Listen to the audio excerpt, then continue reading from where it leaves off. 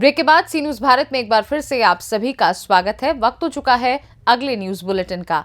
इस बुलेटिन में बात होगी अंबेडकर नगर की, जहां अकबरपुर में घूस लेता नगरपालिका का कर्मचारी हुआ कैमरे में कैद। साथ ही चर्चा होगी औरैया की, जहां बीजेपी सांसद रामशंकर कठेरिया की फिसली जुबान, और बात होगी कटनी की, जहां ग्राम पंचायत कन्हेवारा में कीमती आयरन का हो रहा अवैध खनन। इन तमाम खबरों पर होगी विस्तार से चर्चा। पूरा मामला अंबेडकर नगर जिले के अकबरपुर नगर पालिका से जुड़ा है। तस्वीरों में घूस लेता हुआ जो व्यक्ति दिखाई दे रहा है, बताया जाता है कि ये व्यक्ति 2008 बैच का सफाई कर्मी है और इसका नाम सुरेश कुमार बताया जा रहा है। धीरे धीरे नगर पालिका में सफाई नायक बन गया और उसके बाद नगर पालिका की जिम्मेदार अधिकारी ने टीसी बना दिया और विरासत के कागजों पर सुरेश कुमार के ही रिपोर्ट की बहुत ही अहम भूमिका मानी जाती है। कहा यह भी जाता है कि नगर पालिका के इस कर्मचारी का घूस लेने का या कोई पहला वाकया नहीं है। कोई ठोस सबूत ना होने के कारण अब तक ये बचता चला आ रहा था। बताया ये भी है कि जब से इस व्यक्ति ने विरासत के रिपोर्ट का काम संभाला है, ऐसा कोई बचा नहीं जिसको इसने ठगा नहीं। अंबेडकर नगर से सीनू संवाददाता अजय कुमार उपाध्याय की रिपोर्ट। खबर औरैया से है, जहां इटावा लोकसभा से पुनः टिकट मिलने पर औरैया जनपद में कारों के काफिले के साथ पहुंचे इटावा बीजेपी सांसद प्रोफेसर रामशंकर कठेरिया की जुबान फिसल गई। बीजेपी सांसद ने कहा कि रावण कभी हारा नहीं, जीत तो राम की ही होगी। इटावा लोकसभा से टिकट मिलने के बाद पहली बार औरैया पहुंचे प्रोफेसर रामशंकर कठेरिया ने मीडिया से बातचीत करते हुए कहा कि सभी शीर्ष नेतृत्व का बहुत बहुत आभार, जिन्होंने पुनः इटावा लोकसभा सीट पर लड़ने का मौका दिया और जनता की सेवा करने का अवसर प्रदान किया। राहुल गांधी और अखिलेश यादव पर तंज कसते हुए कहा कि अभी वर्तमान की राजनीति से दोनों ही लोग अनभिज्ञ हैं और दोनों ही लोगों को राजनीति की समझदारी नहीं है। चंद्रशेखर आजाद रावण के सवाल पर उन्होंने कहा कि रावण कभी भी हारा नहीं है, जीत तो राम की ही हुई है। रावण अपनी दुर्दशा कराए तो मैदान में आए। मैं जो हमारा केंद्रीय नेतृत्व है, माननीय प्रधानमंत्री जी, माननीय नड्डा जी, माननीय अमित शाह जी, हमारे मुख्यमंत्री आदरणीय योगी जी, सभी नेतृत्व को हार्दिक आभार, धन्यवाद कि मुझे पुनः इटावा लोकसभा की जनता की सेवा करने का अवसर दिया। तो मैं आभार व्यक्त करता हूं और लोकसभा की जनता को विश्वास दिलाता हूं कि जैसे पिछले 5 साल में 2 साल कोरोना का काल रहा, लेकिन 3 साल पूरी मेहनत से मैंने काम किया, विकास किया। आगे 5 साल मुझे सेवा का अवसर मिलेगा। मैं पूरी ताकत के साथ समर्पित होकर आगरा लोकसभा के विकास के लिए और जनता की सेवा के लिए तत्पर रहूंगा। वहीं अगर देखा जाए तो बीजेपी की सीट लेकर के जहां पर इतना सुनते नहीं है, वही समाजवादी पार्टी को आप किस देते हैं? देखिए, समाजवादी पार्टी और राहुल जी और अखिलेश, ये जो वर्तमान की राजनीति है, इस राजनीति से वो बिल्कुल मैं कहूँगा कि अनभिज्ञ है, समझदारी नहीं है।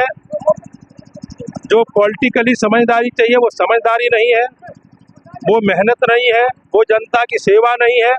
और इसलिए जनता इस चुनाव में उत्तर प्रदेश में एक भी सीट देने वाली नहीं है। 80 की 80 सीटें भारतीय जनता पार्टी का कमल खिलेगा।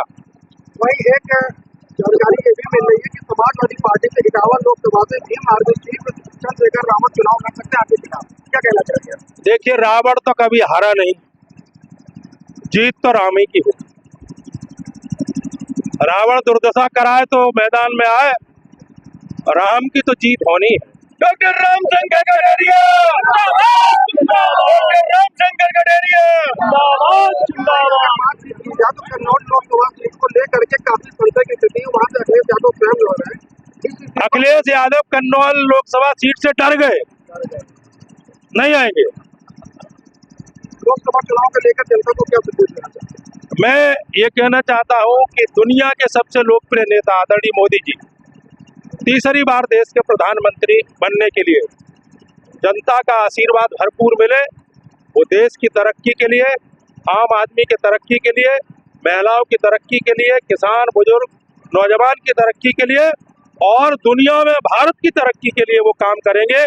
तीसरी बार फिर से वो प्रधानमंत्री बनेंगे और भारतीय जनता पार्टी की गठबंधन की अब की बार 400 पार। टिकट फाइनल होने के बाद आज पहली बार आपका इटावा और रैया और कानपुर देहात में विदेश हो रहा है, क्या कहना चाहेंगे? अब क्या जनता को संदेश देना चाहेंगे? नहीं, पार्टी ने मुझे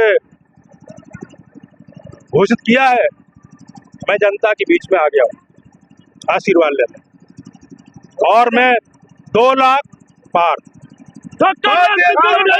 और रैया से सी न्यूज संवाददाता अभिषेक मिश्रा की रिपोर्ट।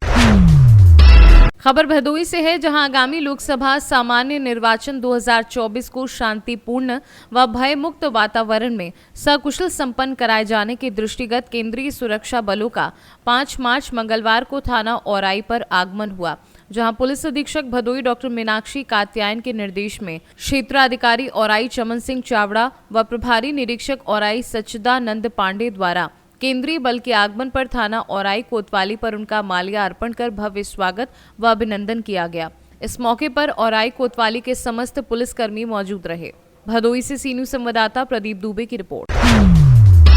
जिला मुख्यालय से तकरीबन कुछ किलोमीटर की दूरी पर ग्राम पंचायत कन्हवारा में प्राचीन शंकर जी के मंदिर के पास मेला ग्राउंड में तालाब से मुरूम व काला पत्थर खोदकर शहर में अच्छी रकम में डंप की जाती है। वहीं चाका स्थित MP 21 ढाबा के पास वेयरहाउस के बाजू में विक्रय की जाती है। अवैध रूप से उत्खनन करने से तालाब का स्वरूप बिगड़ रहा है। इसके बावजूद प्रशासन इस पर अंकुश नहीं लगा पा रहा है। विदित हो कि कलेक्टर अवी प्रसाद ने 90 लाख रुपए की स्वीकृति शंकर मंदिर के बाजू में नवीन मेला ग्राउंड बनाने प्रदान की है। इसकी आड़ में रोजाना ठेकेदार अंधेरी रात में सशस्त्र गुर्गों के साथ आयरन अवैध उत्खनन कर परिवहन कर पहुंचते हैं। वहीं इन अवैध उत्खननकर्ता को प्रशासन का डर व भय नहीं है। कटनी से सी न्यूज संवाददाता सुमित जायसवाल के साथ दिलीप निषाद की रिपोर्ट।